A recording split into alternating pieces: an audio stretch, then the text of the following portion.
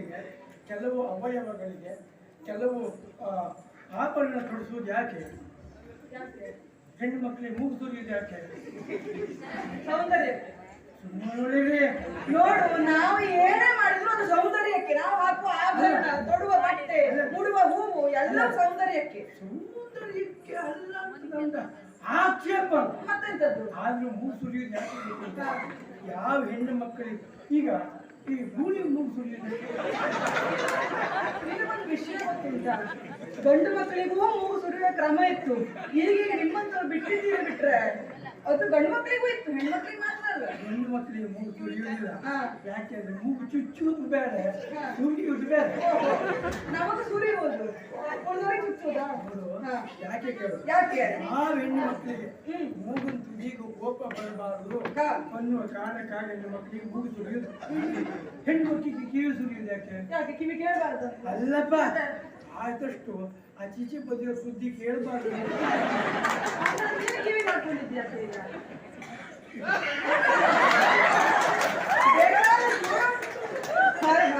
ಉಂಟು ನಮಗೆ. ಯಾಕೆ ಅಂತ ಕೇಳಿದ್ದು, ನಮಗೆ ಕೊಡುವಂತ ಕೇಳಿಲ್ಲ. ಅಂಟಿಸ್ಕೊಂಡು ಬಂದಿದ್ದು ಯಾಕೆ ಇಷ್ಟು ಮಾಡಿದ್ವಲ್ಲ ನಾವು ಇಷ್ಟು ಅಷ್ಟು ನನಗಂತೂ ಗೊತ್ತಾಗ ವಿಷಯ ಮುಂದುವರ್ಸ್ತೀವಿ. ಎಂತ ಮಾಡುದ ನೀನು? ಮುಂದುವರ್ಸುವಂತೇವೆ. ಅಲ್ಲೆಲ್ಲ ಕಸ ಉಂಟು, ಅದನ್ನು ಸ್ವಲ್ಪ ಸ್ವಚ್ಛ ಮಾಡು. ನೀನು ಅದೇ ಕೆಲಸ ಮಾಡ್ತೇನೆ. ಮುಂದುವರ್ಸುವಂತೇವೆ, ವಿಷಯವನ್ನ ಮುಂದುವರೆಸುವ. ಹಾಗೆ ಹೆಣ್ಣು ಮಕ್ಕಳಿಗೆ ಬಳೆ ಹಾಕುವುದು ಯಾಕೆ? ಯಾವ ಗಂಡಸನ ಮುಂದು ಹೆಣ್ಣು ಮಕ್ಕಳ ಕೈ ಎತ್ತಬಾರದು. ಬಳೆಯ ಭಾರಕ್ಕಾದರೂ ಕೈ ಕೆಳಗಿಳಿಯೇ. ಸ್ವಲ್ಪ ನಿನ್ನ ತೋಳನ್ನು ಹಿಂದೆ ಸರಿಸು. ಅಲ್ಲಿ ನನಗೆ ಬಿಚ್ಕೊಡೋದು ಬೇಡ. ಅಲ್ಲ, ಇದು ಬಳೆಯಲ್ಲ. ಮತ್ತೆ ಇದು ಬಳೆಯಲ್ಲ. ಇದೆಂತ ಗೊತ್ತಿಲ್ಲ ನಿಮಗೆ? ಇದು ಯಾರು ನಮ್ಮ ಹೊಡಿಲಿಕ್ಕೆ ಬಂದ್ರೆ ಅವ್ರ ತನ್ನ ಗುರು ಹೆಣ್ಣು ಮಕ್ಕಳು ಹಾಕೊಂಡ್ರೆ ಬೇಡ, ನೀವು ಹಾಕೊಂಡ್ರೆ ಹಾಗೆ ಇರ್ಲಿ. ಹಾಗಂತ ಯಾವ ಹೆಣ್ಣು ಮಕ್ಕಳಿಗೂ ಕಾಲುಂಗ್ರ ಹಾಕುದು ಯಾಕೆ? ಯಾಕೆ? ಮದುವೆ ಆದ್ಮೇಲೆ ಓಡ್ ಹೋಗ್ಬಾರ್ದು. ನಿನ್ನ ಕಡೆ ಕಾಲುಂಗರ ಹಾಕೊಂಡು ಹೆಣ್ಣು ಮಕ್ಕಳು ಓಡೇ ಹೋಗ್ಲಿಲ್ಲ ಅಂತ.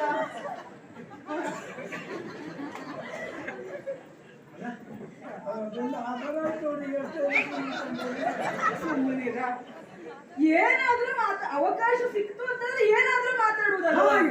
ಹೆಣ್ಣು ಮಕ್ಕಳಿಗೆಲ್ಲ ಕೆಲವು ವ್ಯವಸ್ಥೆಗಳಿಗೆ ಕೆಲವು ಅನುಕೂಲಗಳು ಅಂತ ಇರ್ತದೆ. ಹಾಗಾಗಿ ಈಗ ನೀವು ಯಾರು, ನಾ ಎಲ್ಲ ಬಂದೆ, ನನಗಿದು ಯಾವ ಕ್ಷೇತ್ರ ಅನ್ನುವ ಕರಿಪಲ್ಕನೆ ನನಗಿಲ್ಲ. ಕರಿಪಲ್ಕನೆ ಇಲ್ಲ. ನೀನ್ ಹೆಚ್ಚು ಹೇಳಿ ನನಗೆ ಹೆಚ್ಚು ಕಡಿಮೆ ಮಾಡಿದ್ ನೋಡುದು ಬೇಡ.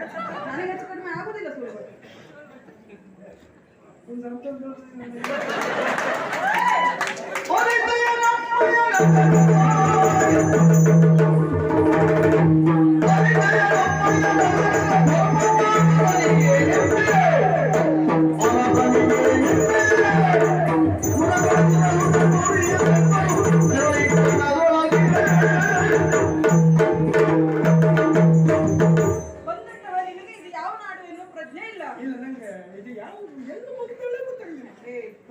ಪ್ರಾಗ್ಜ್ಯೋತಿಷಾಪುರ ಅಂತ ಇದೆ.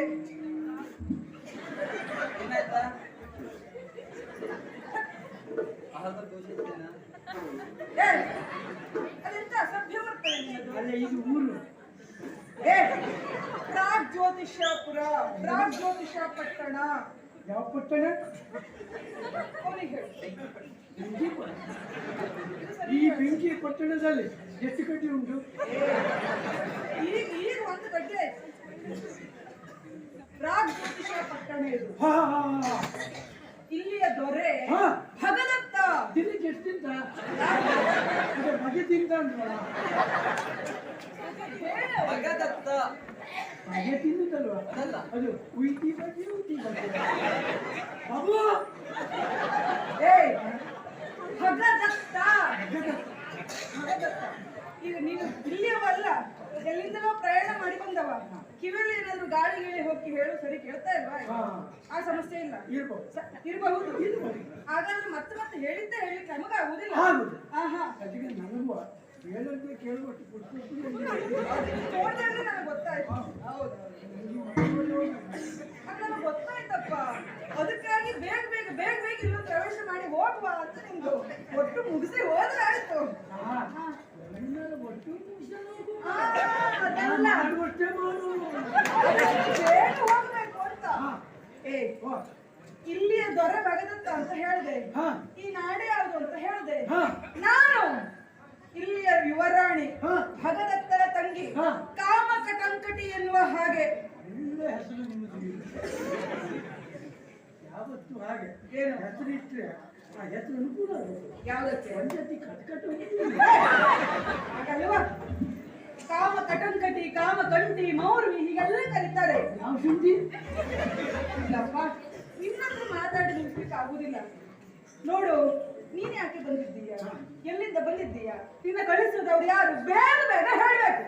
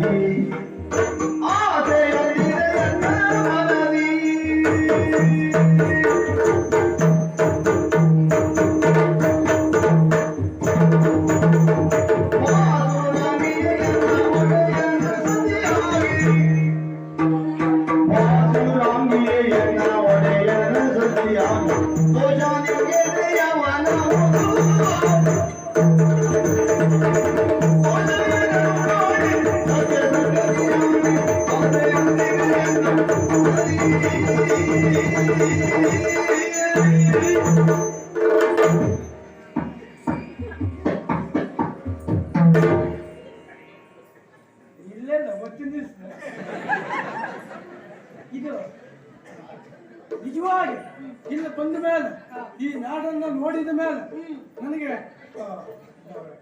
ಎಳ್ಳಿನ ಹೊಲದಷ್ಟು ದೋಷ ಕಾಣಲಿಲ್ಲ. ನಮ್ಮ ನಾಡಿನ ಯೋಗ್ಯತೆಯೇ ಹಾಗೆ. ಎಳ್ಳಿನ ಹೊಲದಷ್ಟು ದೋಷ ಕಾಣಲಿಲ್ಲ. ಎಳ್ಳಿನಷ್ಟು ದೋಷ ಕಾಣಲಿಲ್ಲ. ಇಲ್ಲ. ಎಳ್ಳಿನ ಹೊಲದಷ್ಟಲ್ಲ, ಎಳ್ಳಿನಷ್ಟು ಕಾಣಲಿಲ್ಲ. ಹಾಗಾಗಿ ಆಗ ನನಗೆ ಆಶ್ಚರ್ಯ ಮುಟ್ಟಿರ್ತಲ್ಲ. ಏನು ದೋಷವೇನನ್ನು ಕಾಣಿ ಸತ್ಯ ಸಂಗತಿ ಜಾಸ್ತಿ. ಯಾಕೆಂದ್ರೆ ಇದ್ದದ್ದನ್ನು ಹೃದಯ ಪೂರ್ವಕವಾಗಿ ಒಪ್ಪಿಕೊಳ್ಳುವಂತಹ ಗುಣ ನಮ್ಮಲ್ಲಿ ಉಂಟು. ಸರಿ. ಹಾಗಿರುವಾಗ ಮರ್ತೋಯ್ತ ನೀನ್ ಎಲ್ಲಿಂದ ಬಂದೆ, ಏನ್ ಹೇಳ್ಬೇಕಲ್ಲ ನನ್ನ ಜೀವನದಲ್ಲಿ ಮತ್ತೊಬ್ಬರನ್ನೇ ಮರ್ಸಾಕುವವನ ನನಗೆ ಮರ್ತು ಹೋಗುದುಂಟ. ಆಲೋಚನೆ ಮಾಡ್ತಿದ್ದಾರೆ. ಅಲ್ಲ, ನಾನು ನೇರವಾಗಿ ಬಂದದ್ದು ಇಲ್ಲಿ ನೋಡಿದಾಗ ಈ ಕೆಲವೊಂದು ಸಂಬಂಧವನ್ನು ಬೆಸೆಯುವಾಗ ಗುಣಧರ್ಮವನ್ನು ನೋಡಬೇಕು, ಬಣ್ಣವನ್ನು ನೋಡಬಾರ್ದು. ಈಗ ತೆಂಗಿನಲ್ಲಿ ನೀರು ನೋಡ್ಲಿಕ್ಕೆ ಆಗಿರ್ತದೆ ಒಂದೇ ಬಣ್ಣ, ಹಾಗಿದ್ರೆ ಒಂದಕ್ಕೊಂದು ಸೇರ್ತದ? ಇಲ್ಲ. ಹಾಲು ನೀರು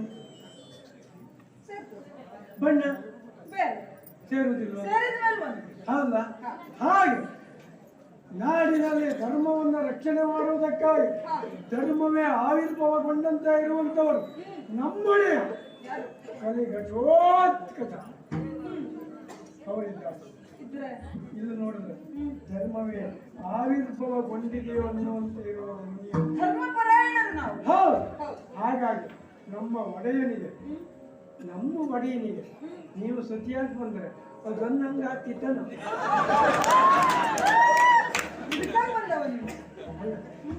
ಯಾವತ್ತೂ ಅದ್ರ ತಗೊಂಡು ಕರುಕು ತರ ಹಾಕಿಲ್ಲ. ಹೌದು. ಹಾಗಾಗಿ ನೀವು ನಮ್ಮ ಒಡೆಯನಿಗೆ ಸತಿಯಾದರೆ ಅವಳು ನನಗೆ ಆದಿ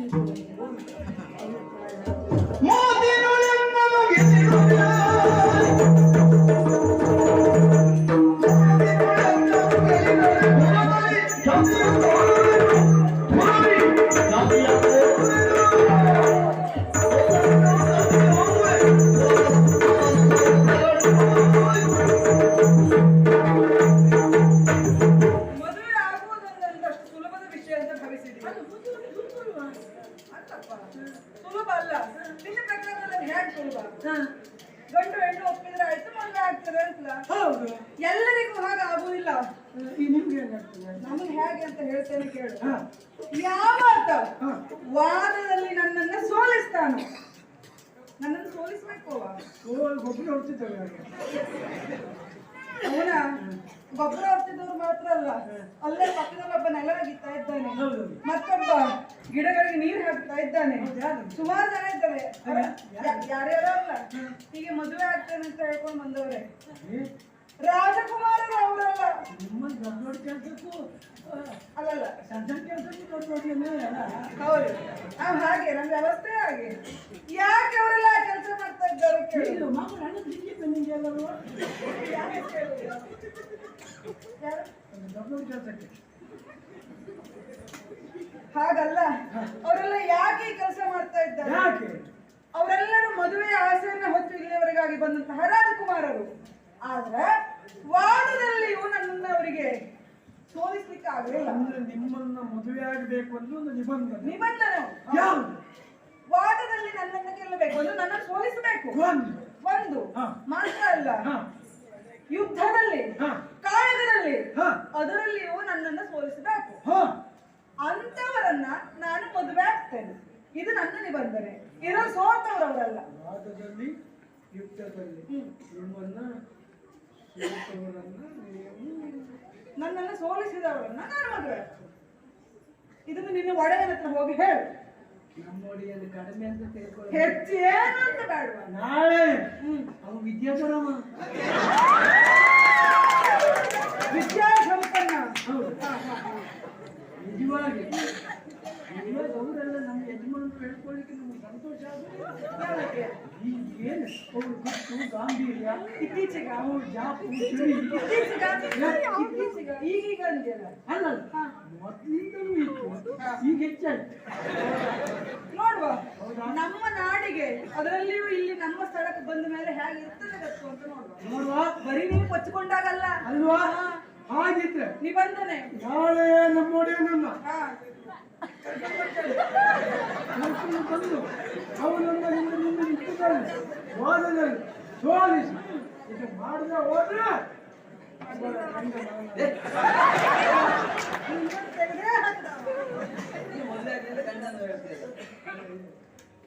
ಅಭ್ಯಾಸ ಉಂಟಾ? ಪ್ರಮಾಣ ಅದಷ್ಟು ಮಾಡ್ತೇನೆ, ಮಾಡಿ ತೋರಿಸ್ತೇನೆ. ಇಲ್ಲಿ ಹೇಳುವುದಲ್ಲ, ಬೇರೆ ಹೋಗ ಮಾಡ್ತೇನೆ.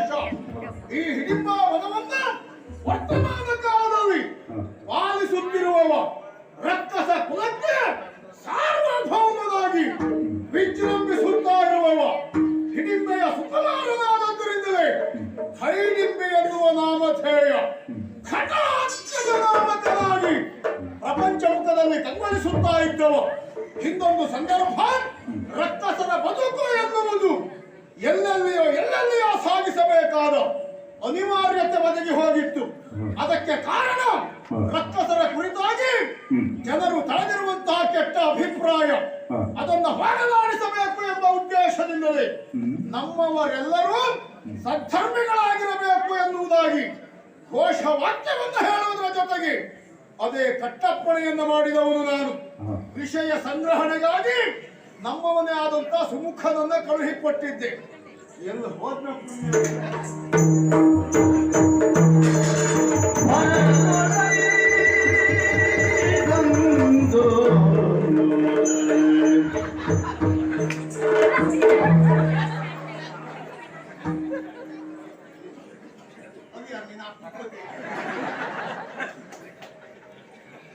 ನಾನಿಲ್ಲಿರುವಾಗ ಹೋಗಿ ಯಾರು ನಾವೇ ಈಗ ಸತ್ಯ ಇಲ್ಲಿ ಅಲ್ಲ ಮುಂದ ಅದಲ್ಲ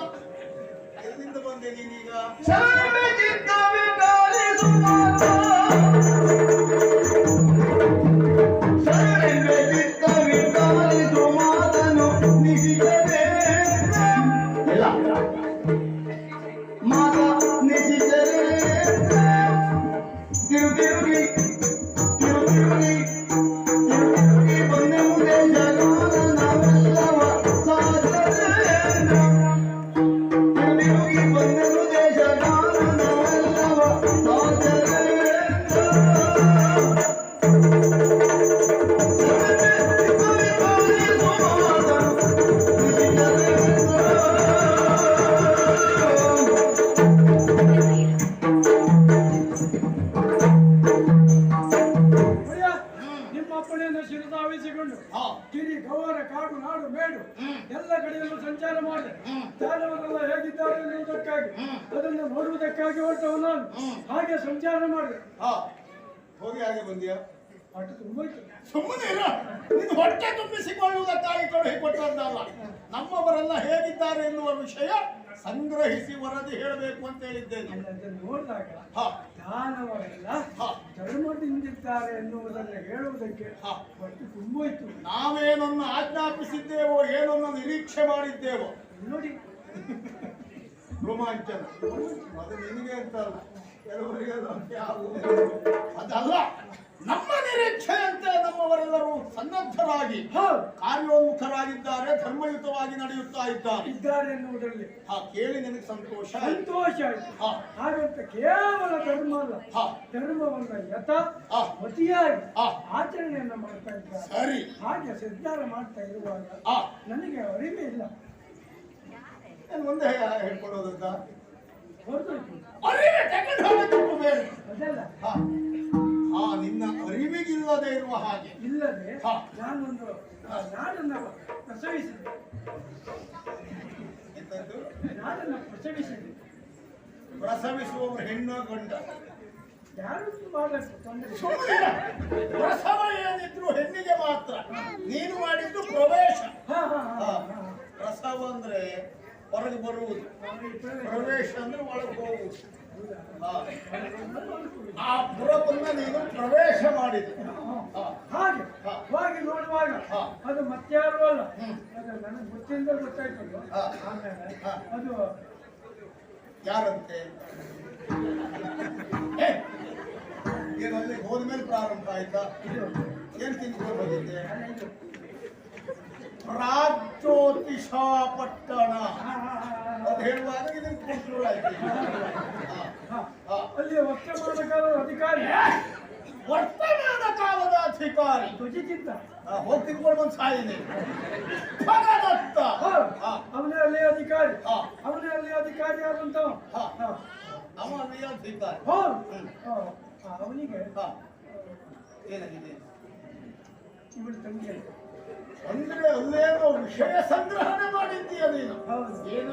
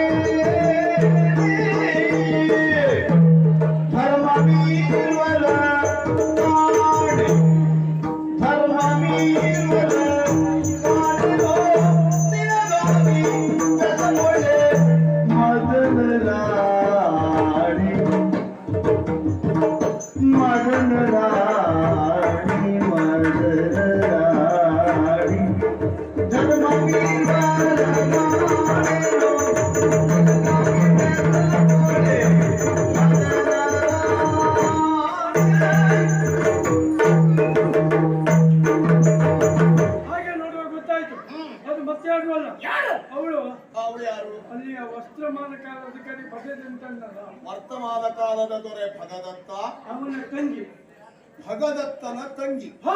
ಯಾರಂತೆ? ಅವಳ ಹೆಸರೇನಂತೆ? ಮೂರ್ಖಾರ್ಥವನ್ನು ಯಾರ ಮಗಳಂತೆ? ಮೂರ್ಖಾರ್ಥವನ್ನು ಅದು ಹಿಂದೊಂದು ಸಂದರ್ಭದಲ್ಲಿ ನರಕಾಸುರ ಮೂರ್ಖಾಸುರ ಅಂತ ಮೂರ್ಖಾಸುರವನ ಮಗಳಲ್ಲ, ಮುರಾಸುರ ಸಂಜಾತೆ. ಮುರಕಾಸುರ ಅವನ ಮಗಳಂತೆ.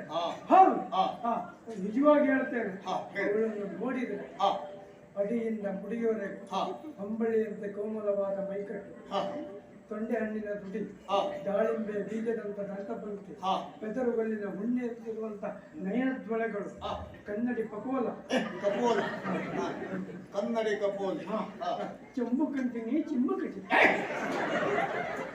ಕಂಬು ಕಂಟಿನಿ, ಸಿಂಹ ಕಟ್ಟಿ, ಚೊಂಬು ಕಂಟಿನಿ ಅಲ್ಲ. ಸರಿ, ಈಗ ಸರಿ. ಹಾಗೆ ಅಂದವಳನ್ನು ನಿಜವಾಗಿ ಮದುವೆ ಆಗಬೇಕು ಅಂತ ಯೋಗ್ಯತಾವಂತನಿರಬೇಕು. ಹೊರತೋಪೆಯಾದಂತಹ ಹೆಣ್ಣು. ಆ ನಾಡನ್ನು ನೋಡಿದಾಗ ನನಗೆ ಆಶ್ಚರ್ಯ ಆಗೋದು ಮತ್ತೇನಲ್ಲ, ಏನು? ನೀವು ಹಾ. ಧರ್ಮ ರಕ್ಷಣೆಗಾಗಿ ಹಾ, ಹೋರಾಟ ಮಾಡ್ತಾ ಇದ್ದವರು. ಹೌದು. ಧರ್ಮವೇ ಆವಿರ್ಭಾವಗೊಂಡಿದೆಯೋ ಹಾ. ಅನ್ನುವಂತೆ ಇರುವುದು ಆ ನಾಡು. ಹ್ಮ್ ಹಾಗಾಗಿ ಹ್ಮ್ ನೀವು ಹ್ಮ್ ಅವಳನ್ನ ಮದುವೆ ಆದ್ರೆ ಹಾ.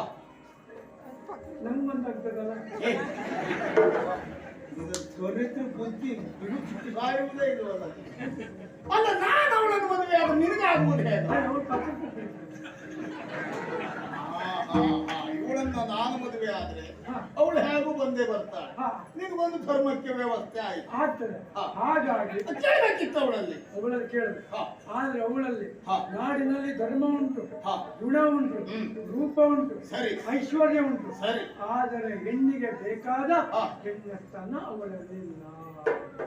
ಅಂದರೆ ಕೇವಲ ಬಾಹ್ಯ ನೋಟಕ್ಕೆ ಮಾತ್ರ ಹೆಣ್ಣು, ಹೌದು. ಆಂತರಂಗಿಕವಾಗಿ ಹೆಣ್ಣಿನ ಸ್ವಭಾವ ಇಲ್ಲ. ಇಲ್ಲ. ಮತ್ತೆ ಅವಳನ್ನು ಕಟ್ಕೊಂಡು ನಾನೇನ್ ಸಾಯುವುದು? ಆದ್ರೆ ಹಾ. ಈಗ ನಿಮ್ಮಲ್ಲಿ ಆ ಯೋಗ್ಯತೆ ಉಂಟು. ಏನ್ ಹೇಳಿದ್ಲು ಅವಳು? ಯಾಕೆ ಕೇಳಿದ್ರೆ ಹಾ. ನಾನು ಹೇಳಿದೆ, ಹಾ. ನಮ್ಮ ಒಡೆಯ ಹ್ಮ್. ಧರ್ಮಕ್ಕಾಗಿ ಹೋರಾಟ ಮಾಡ್ತಿದ್ದಾರೆ. ಹ್ಮ್. ಅವ್ರು ಧರ್ಮಕ್ಕೆ ಹೋರಾಟ ಮಾಡುದು ಪಾಪ. ಏನು ಪ್ರತಿಫಲಾಪೇಕ್ಷೆ ಲಾಭ ಇದೆ. ಆ ಧರ್ಮದ ಹೋರಾಟ, ಮಾಡ್ತಾ ಇದ್ದಾರೆ. ಧರ್ಮಕ್ಕೆ ಹೋರಾಟ ಅಲ್ಲ. ಅಲ್ಲ. ಹಾ. ಹಾಗಾಗಿ ಹಾ. ನಮ್ಮ ಒಡೆಯನ ಸತಿಯಾಗಿ ಬರುವವರ ಹಾ. ನಿಮ್ಮ ಅಭಿಪ್ರಾಯ ಕೇಳಿದಾಗ ಅವಳು ಹೇಳಿದ್ದೇನು? ತಕ್ಷಣ ಒಪ್ಪಿಕೊಂಡು ಬಿಟ್ಲೇನು? ಅಲ್ವಾ? ಹಾಗೆಲ್ಲ ಒಪ್ಕೊಳ್ಳಿಕ್ಕೆ ಅಂತ ಕಡಿಮೆ ಕೊಡುವ. ಕಡಿಮೆಯಿಂದ ಅದು ನಿಮ್ಗೆ ಗೊತ್ತಿಲ್ಲ. ನಾನು ನೋಡ್ಲೇ ಇಲ್ಲ. ನೋಡ್ಲಿಲ್ಲ. ಕಡಿಮೆದಲ್ಲ ಅಂದ್ರೆ ವಾದದಲ್ಲಿ ಅವಳನ್ನು ಸೋಲಿಸಬೇಕಂತ, ಪ್ರಶ್ನೋತ್ತರದಲ್ಲಿ ಅವಳನ್ನು ಗೆಲ್ಲಬೇಕಂತ, ಅಂಥವಳನ್ನು ಮಾತ್ರ ತಾನು ಮದುವೆಯಾಗಿದ್ದಾನೆ ಅಂತ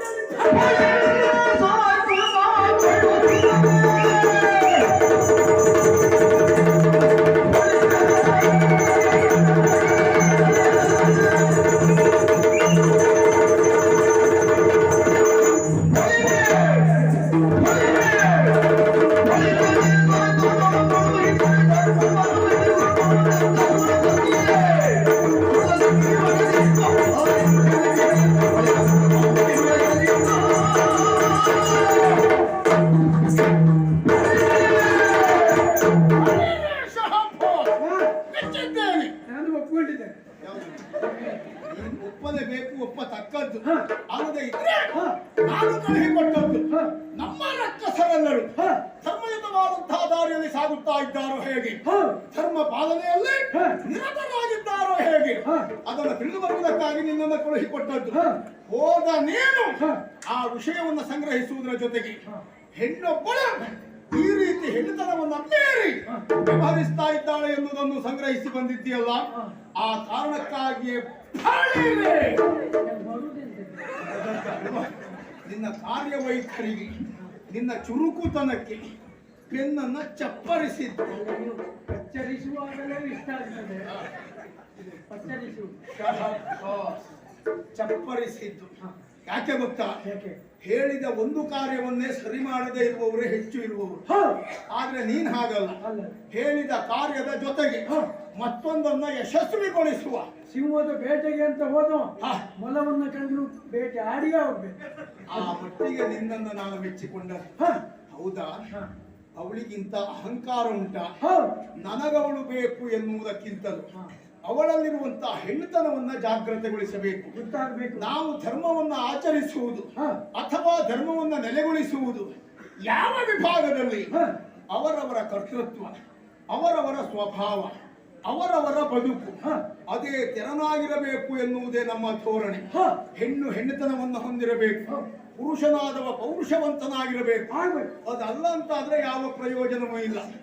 ನೋಡೋಣ, ಅವುಗಳನ್ನ ಏನು ವಾದದಲ್ಲಿ ಅಡಿಕೆ ಮನೆಗೆ ತೆಂಗಿನಕಾಯಿ ಆದ ಬೆಲೆ ಉಂಟು, ಅದಕ್ಕೆ ಪ್ರಯೋಜನಕ್ಕೆ ಬರುವುದಿಲ್ಲ. ಇಲ್ಲ. ಮತ್ತೆ ನನ್ನಂಥವನಿಗೆ ಪಂಥಾಹ್ವಾನ ಮಾಡುವವಳು ಅವಳು. ಪಂಚಾಂಗದ ನಕ್ಷತ್ರ ಕೆಳಗೆ ಬೀಳ್ತದ. ಯಾವ ಕಾರಣಕ್ಕೂ ಸಾಧ್ಯ ಇಲ್ಲ.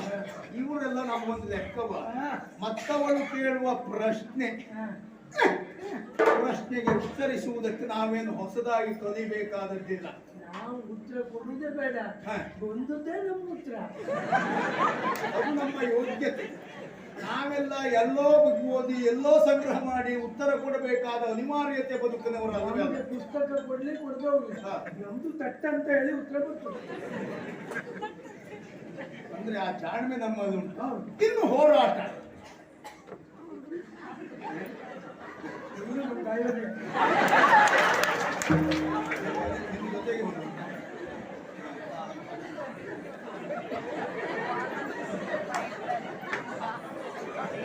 ಹಾಗಾದರೆ ಮೊದಲು ನಾವು ನೋಡಬೇಕಾದದ್ದು ಗೌಡನ್ನು.